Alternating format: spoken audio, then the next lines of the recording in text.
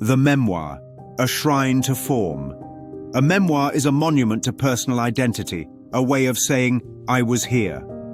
It is a sculpture made of words, carved from the belief that the past can be preserved and that memory grants meaning. But from the lens of A Course in Miracles, that declaration hides the core error. The quote-unquote self that seems to walk the earth is not the capital S self that God created. To record its journey is to reassert its reality, to canonize the dream figure as if it truly lived, suffered, and achieved. It is the ego's attempt at immortality within time, the illusion of continuation through narrative. The ego knows the body will die, so it bargains for continuity through legacy. If I can't live forever, at least my story can. Yet the Course reminds that the world itself is an attack on God, a symbol of fear. And what is fear but love's absence? To leave a memoir in the dream is to leave another form of fear, the fear of not existing, disguised as meaning. Attack, according to the Course, is never physical. The body cannot attack because it has no independent will. Attack happens only in the mind, the decision to see guilt in another, to project separation outward. The body merely plays it out like an actor in a forgotten script. All attack is in your mind and nowhere else. A memoir in this light becomes a subtle form of attack, not against others, but against truth itself. It whispers, I made something real apart from God. I shaped a life worth remembering. It reaffirms the ego's central lie, that separation accomplished something worth recording. And yet, even this illusion can be used by the Holy Spirit. From his perspective, symbols can be repurposed and given a new direction. A memoir could become a classroom in forgiveness rather than a museum of form. It could tell the story of a false identity dissolving into truth. It could trace the undoing of guilt and the quiet recognition that nothing real can be threatened. But absent that purpose, it becomes self-worship, a shrine to the dream. It says, this illusion mattered. These shadows were mine.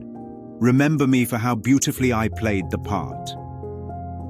And so the mind remains invested in keeping the role alive, polishing the mask instead of removing it.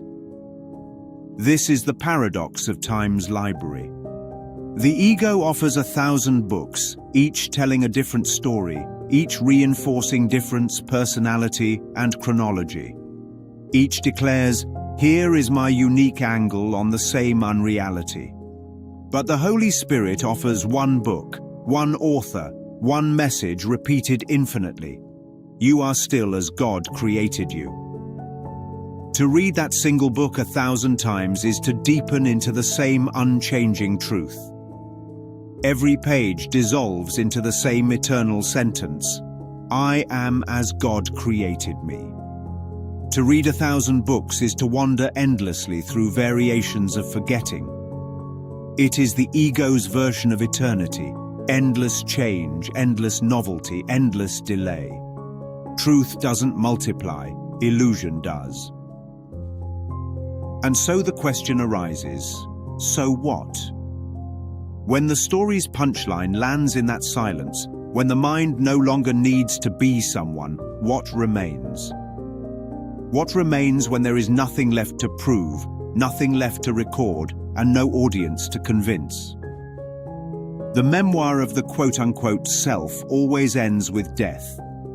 It cannot help it, because the dream of separation ends where it began, in nothing. But the book of the capital S self never begins or ends. It is written in light, not ink. It requires no witness, no author, no applause. It simply is. And in that radiant stillness, the idea of a memoir disappears, not erased, but outshone. For the truth cannot be remembered through words. It is remembered through awakening. And when awakening dawns, even the book closes itself. portrait of a writer who thought permanence could be bound between two covers, who believed that ink could outlast illusion, who mistook the echo of a name for the sound of eternity. But truth does not autograph its pages, nor archive its light.